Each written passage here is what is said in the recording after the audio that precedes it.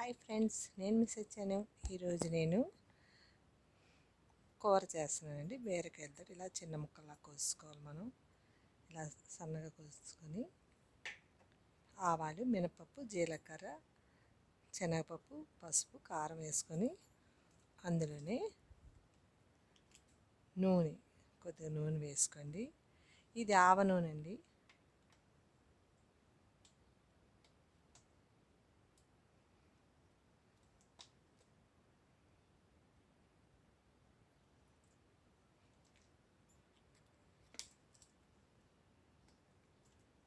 ఈ ఆవ నూనె తీసుకున్నాను.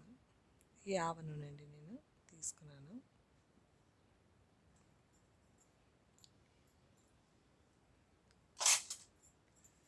ఇది ఇలా వేగాలండి. నాకు లైవ్ పెట్టాలంటే భయం అండి బాబు. అంటే నాకు ఏమి నొక్కుతానో తెలియదు, అందుకని భయపడతాను.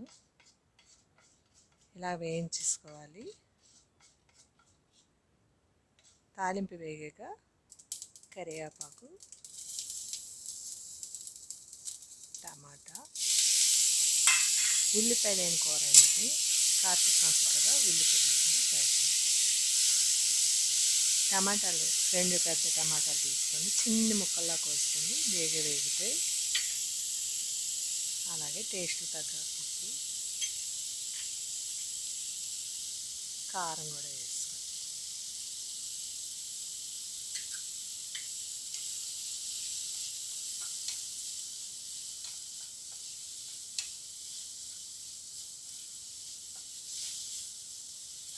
ఇది ఒక్కసారి వేగాక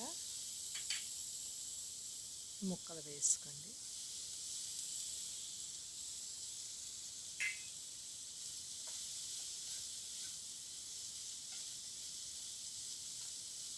ఇలా ముక్కలు వేసుకొని బాగా కలుపుకోండి. అందులోనే పసుపు,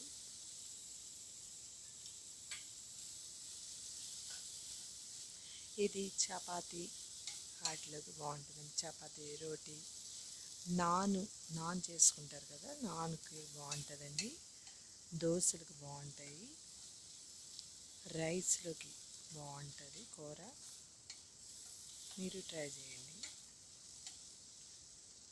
ఇందులో కొద్దిగా నీళ్ళు వేసుకోండి. అంటే మనకి బీరకాయ ఉడకాలి కదా, మరి జారు ఎక్కువ వద్దు, కొద్దిగా వేసుకోండి. టమాటా బీరకాయ ఉడకడానికి ఇలా కలిపేసుకొని మూత పెట్టేసుకోండి. సిమ్లో పెట్టుకోండి.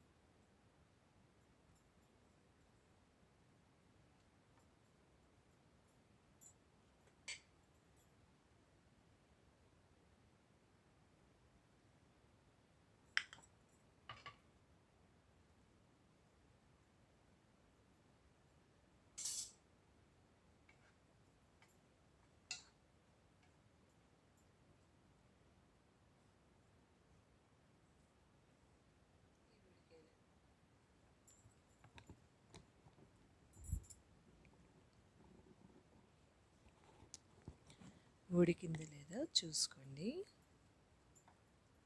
ఒకసారి ఉడికేలా చూడండి. ఇంకా ఉడకాలి.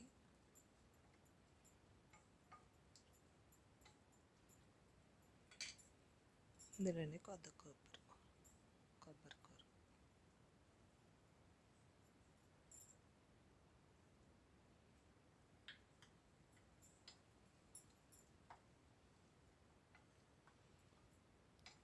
కూర కూడా కోరిసి వేసుకోండి, టేస్ట్ బాగుంటుంది.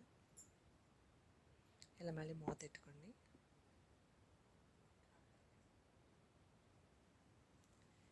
ఇది ఉడికిపోయింది. ఇప్పుడు మనం ఇందులో పన్నీర్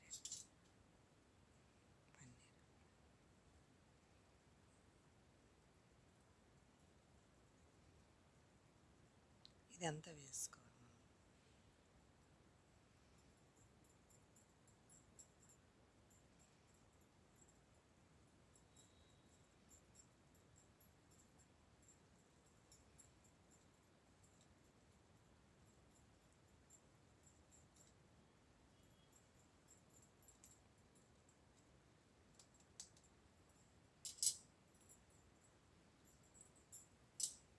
ఇప్పుడు బాగా కలిపేసుకోండి.